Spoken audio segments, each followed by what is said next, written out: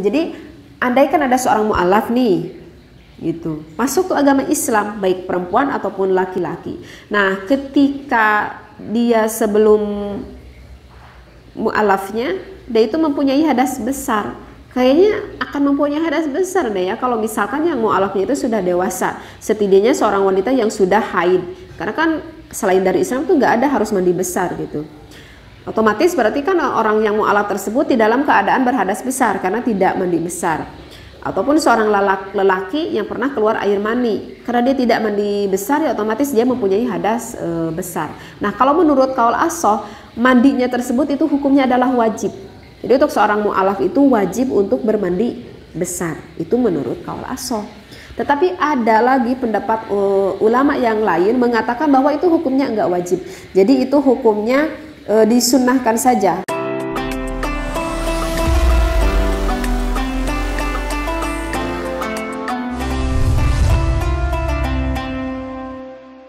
Assalamualaikum warahmatullahi wabarakatuh. Teteh, saya mau bertanya, mandi apa saja yang untuk disunahkan?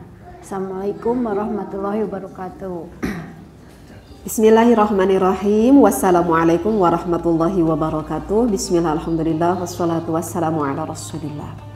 Jika mandi besar, ibu sudah pada tahu ya bahwa itu adalah hukumnya fardu. Artinya adalah diwajibkan bagi kita yang mempunyai hadas besar.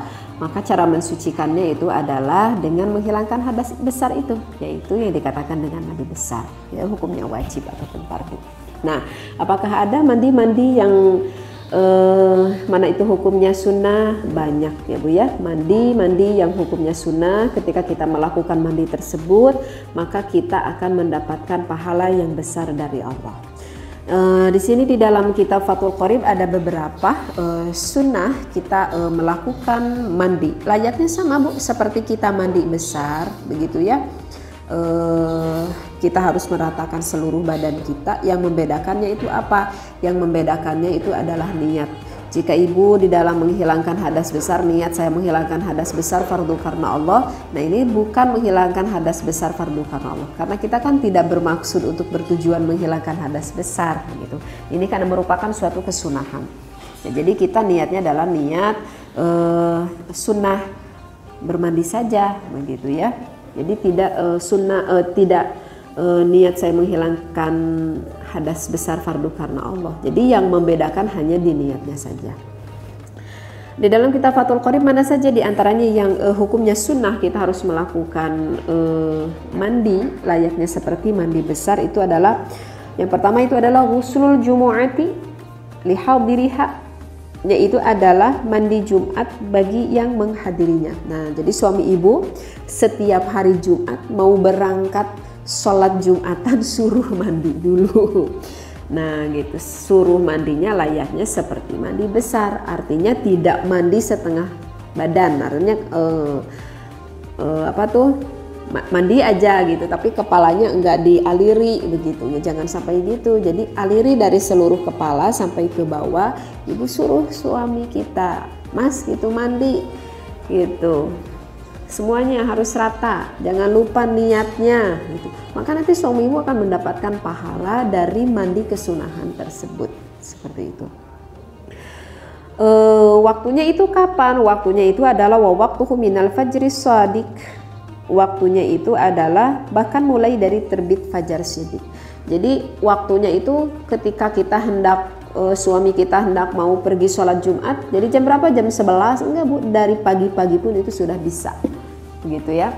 Jadi dari mulai terbitnya matahari udah terlihat matahari sempurna sudah keluar, maka di sana sudah terdapat waktu kesunahan bagi suami ibu untuk melakukan sunnah mandi seperti itu ya. Jadi mau jam setengah 7, jam 7, jam 8 itu udah bisa Bu, gitu ya.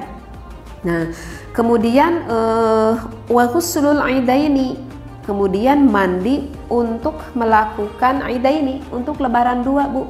Jadi jika lebaran Idul Fitri ataupun lebaran Idul Adha, nah ibu teh subuh nata ibah heula gitu. ibaheula layaknya seperti mandi besar dengan niat kita sunnah mandi dikarenakan Idul Fitri misalkan ataupun Idul Adha. Nah, ibu dapat pahala seperti itu ya. Jadi sholat Aid, Idul Fitri ataupun Idul Adha itu juga sunnah, kita harus bermandi. Kapan waktunya? Waktunya itu adalah wa yadkhulu waktu hadzal ghuslu binisfil laili. Itu bisa dimulai dari pertengahan malam. Nah, dari pertengahan malam. Itu jadi ya misalkan kita mau mandi jam 2 ketika malam takbiran bisa, udah bisa. Mau mandi jam 3 subuh udah bisa gitu. Subuh aja wela. Udah mau sholat subuh sekalian mandinya boleh gitu ya. Yang penting sebelum kita mau melaksanakan sholat Aid gitu. Tapi kalau misalkan sudah terlaksana ya sudah habis gitu, hilang waktunya seperti itu. Kemudian wal istisqa, kemudian sholat istisqa. Apa sholat istisqa, Bu? Sholat istisqa itu adalah sholat ketika kemarau panjang kan gitu ya, sehingga sampai kurang air. Kemudian orang-orang berdoa kepada Allah dengan melaksanakan sholat bersama-sama di suatu lingkungan yang luas, di lapang gitu. Berdoa bersama-sama dengan melakukan sholat istisqa. Berarti artinya sholat istisqa itu adalah sholat yang mana orang-orang di kampung itu mengharapkan agar hujan segera cepat turun. Nah, itu sholat istisqa. Nah, kita mau melaksanakan sholat istisqa disunahkan kita harus mandi dulu. Sunnah itu hukumnya ya. Apalagi kemudian di sini dikatakan wal jusufi lil qamari wal kusufi lisyamsi. Apa ini qamar syamsi? Ini adalah gerhana bulan dan juga gerhana matahari. Gerhana bulan dan juga gerhana matahari. Jadi ketika ada gerhana bulan, gerhana matahari disunnahkan untuk setiap orang muslim melakukan sunnah mandi. Waktunya ya ketika terjadinya gerhana itu gitu. Bahkan kalau misalkan ada gerhana matahari, gerhana bulan kan sekarang tidak terlalu sulit karena suka ada berita gitu ya diinfokan, baik itu di HP gitu kan. Suka diinfokan misalkan pada tanggal anu akan terjadi gerhana matahari ataupun akan terjadi gerhana bulan selama misalkan 25 menit misalkan ataupun selama 35 menit, selama 15 menit, itu kan waktunya tidak tentu ya. Nah, ketika sudah kita mengetahui akan terjadi gerhana bulan ataupun gerhana matahari dan waktunya misalkan 30 menit. Nah, selama 30 menit itu maka disunnahkan kita disegerakan untuk mandi, sunnah mandi. Jadi waktunya berapa? Selama terjadi gerhana matahari ataupun gerhana bulan tersebut. Kemudian wal ghuslu min ajli ghuslil mayyiti musliman au kafiron. Kemudian kita disunahkan untuk bermandi ketika kita memandikan mayit ataupun memandikan jenazah. Misalkan ada tetangga nih yang meninggal. Nah, kemudian kita ikut memandikan jenazah tetangga kita tersebut. Kita ikut memandikan. Nah, jika kita ikut memandikan jenazah tersebut maka disunahkan sesudah kita memandikan jenazah tersebut kita yang mandi gitu ya. Kita disunahkan untuk yang mandi di dalam Islam, baik itu jenazahnya jenazah muslim ataupun jenazah orang selain dari muslim. Misalkan kita memandikan, misalkan agamanya itu bukan dari selain agama Islam, sama saja mau agamanya muslim maupun selain dari muslim, maka disunahkan kita untuk mandi. Kemudian apalagi di sini selanjutnya, wa ghuslul kafiri idza aslama, selanjutnya adalah mandinya orang yang non muslim ketika dia menjadi mu'alaf. Misalkan ada agama apa gitu selain dari Islam, kemudian orang tersebut mu'alaf, masuk ke dalam agama Islam. Maka ketika orang tersebut ketika masuk ke dalam agama Islam, maka disunahkan orang tersebut, mu'alaf tersebut disunahkan untuk mandi gitu. Tetapi ada di sini di dalam keterangan ya, jika orang mu'alaf tersebut, jika sebelumnya dia di dalam keadaan yang berjunub pada di masa kafirnya, ataupun seorang wanita mu'alaf tersebut misalkan yang sedang mengalami haid pada masa non muslimnya gitu. Nah, maka ada yang mengatakan menurut qaul ashah, maka itu hukumnya wajib untuk mandi. Jadi ada dua pendapat ini sebetulnya. Jadi andaikan ada seorang mu'alaf nih gitu, masuk ke agama Islam, baik perempuan ataupun laki-laki. Nah, ketika dia sebelum mu'alafnya, dia itu mempunyai hadas besar. Kayaknya akan mempunyai hadas besar deh ya kalau misalkan yang mu'alafnya itu sudah dewasa, setidaknya seorang wanita yang sudah haid. Karena kan selain dari Islam tuh nggak ada harus mandi besar gitu. Otomatis berarti kan orang yang mu'alaf tersebut di dalam keadaan berhadas besar karena tidak mandi besar. Ataupun seorang lelaki yang pernah keluar air mani, karena dia tidak mandi besar ya otomatis dia mempunyai hadas besar. Nah, kalau menurut qaul ashah, mandinya tersebut itu hukumnya adalah wajib. Jadi untuk seorang mu'alaf itu wajib untuk bermandi besar. Itu menurut qaul ashah. Tetapi ada lagi pendapat ulama yang lain mengatakan bahwa itu hukumnya enggak wajib. Jadi itu hukumnya disunnahkan saja. Mengapa alasannya hukumnya sunnah saja, tidak mengatakan wajib? Karena kalau menurut pendapat ulama lain, kewajiban mandinya itu telah gugur ketika orang tersebut masuk ke dalam agama Islam. Jadi kalau menurut qaul ashah itu hukum mandinya adalah wajib bagi seorang mu'alaf, tetapi kalau menurut pendapat ulama lain, mandinya itu hukumnya gak wajib, tapi mandinya itu hukumnya sunnah. Alasannya karena telah gugur kewajiban ketika dia sudah memasuki agama Islam. Seperti itu. Nggak terlalu merepotkan juga ya, kita ajarkan saja kepada mu'alaf tersebut ada mandi besar layaknya kita mandi, hanya saja niat di dalam hati, nggak merepotkan dan nggak sulit kalau menurut saya. Kemudian selanjutnya di sini disunnahkan kita mandi wal majnuni wal mughma alaih, yaitu bagi orang yang ketika sembuh dari pingsan ataupun dari gila lah gitu. Jadi misalkan ada orang-orang yang stres gitu, sampai nggak inget apa-apa gitu, kayak orang gila gitu, dikerasain sama Allah tuh sembuh. Nah, sunnah disuruh sama keluarganya harus sunnah untuk melaksanakan mandi gitu dengan niat kesunahannya itu. Baik, untuk selanjutnya itu adalah wal majnuni wal mughma alaih, yaitu disunahkan untuk bermandi yaitu orang yang sudah sembuh dari penyakit gila ataupun yang udah pingsan lah gitu. Jadi kalau misalkan ada seseorang yang pingsan, maka disunahkan untuk mandi. Begitu juga orang yang sembuh dari penyakit gila, maka itu sunnah untuk mandi. Tetapi harus meyakinkan dulu gitu. Kalau misalkan orang yang gila itu misalkan karena idza afaqa wa lam yatahaqqaq minhuma inzalun, dan harus dipastikan keduanya itu tidak keluar sperma gitu di saat sebelum sembuh. Jadi kalau misalkan ketika di dalam keadaan sedang gila gitu, misalkan keluar air mani misalkan gitu, maka itu atau ya keluar sperma gitu ya, maka itu hukumnya mandi itu wajib gitu ya.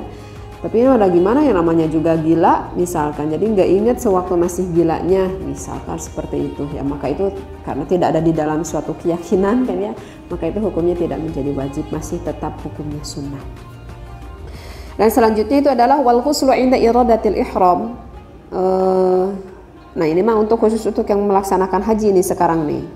Kalau secara umum itu udah selesai nih kayaknya ya. Wal ghuslu inda iradatil ihram, yaitu mandi ketika hendak ihram. Jadi di dalam ihram itu sebenarnya gak ada perbedaan. Di dalam ihram itu gak ada perbedaan baik yang melaksanakan ihramnya itu yang sudah baligh, yang ataupun yang mempunyai akal yang belum baligh misalkan, baik wanita yang sedang suci ataupun wanita yang sedang mengalami haid gitu ya. Maka itu hukumnya sama sebetulnya sih kalau di dalam ihram, maka disunahkan untuk melaksanakan mandi gitu. Bagaimana misalkan jika tidak menemui air ketika ihram, maka disunahkan untuk melakukan tayamum. Kemudian selanjutnya itu adalah wal ghuslu lidukhuli makkah li muhrimin bihajjin aw umratin, yaitu adalah mandi dikarenakan ketika kita mau melaksanakan haji ataupun mau melaksanakan umroh, maka disunnahkan untuk kita ketika kita memasuki kota Mekah, bagi yang ihram haji ataupun yang ihramnya umroh itu disunnahkan untuk mandi. Jadi ketika memasuki kota Mekah itu disunnahkan kita untuk melaksanakan mandi. Kemudian selanjutnya adalah walil wuqufi bi Arafah fi tasi'idil hajjati, yaitu adalah disunnahkan kita mandi dikarenakan kita sedang wukuf. Lil wuqufi di Arafah, yaitu wukuf ketika kita sedang melakukan wukuf di Arafah fi tasi'idil hajjah, ketika pada tanggal 9 Dzulhijjah. Jadi ketika kita sedang wukuf di Arafah pada tanggal 9 Dzulhijjah, maka disunahkan bagi yang melaksanakan haji untuk melakukan mandi. Kemudian untuk selanjutnya di sini adalah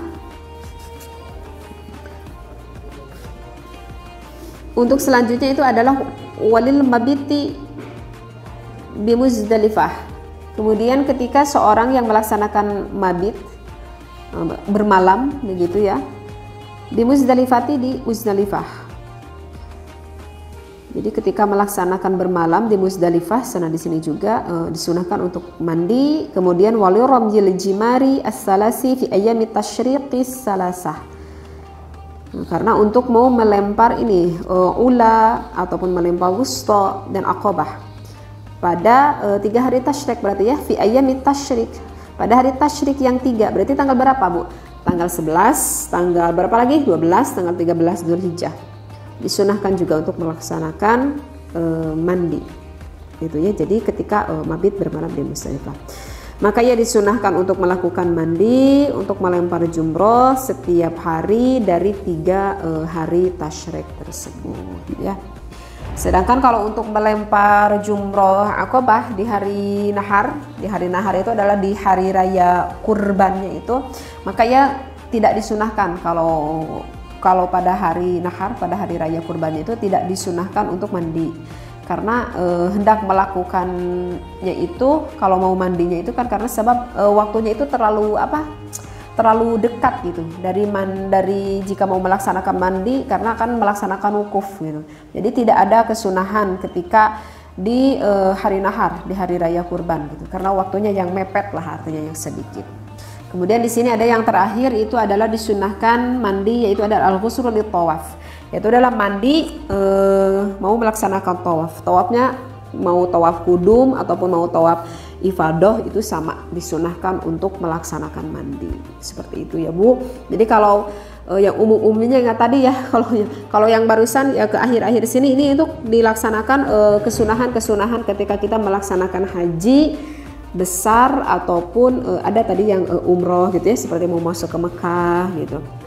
Dan kalau yang umumnya kita keseharian kita di sini itu apa tadi, seperti sunnah kita melaksanakan mandi pada hari Jumat, kemudian pada hari raya Idul Fitri, Idul Adha, kemudian apa lagi tadi, ada gerhana matahari ataupun gerhana bulan, ataupun ketika mau melaksanakan sholat istisqa. Apalagi coba tadi ya, orang yang sembuh dari gilanya, ataupun ada kita sudah memandikan seorang jenazah gitu ya, baik itu muslim ataupun kafir gitu, ataupun seorang mu'alaf yang memasuki agama Islam. Nah, itu adalah kesunahan kita untuk melakukan mandi, sama layaknya seperti kita mandi besar. Yang membedakannya apa tadi Bu? Hanya di niatnya saja gitu ya. Mudah-mudahan paham ya ibunya. Wallahu a'lam, wabillahi taufiq wal hidayah. Wassalamualaikum warahmatullahi wabarakatuh.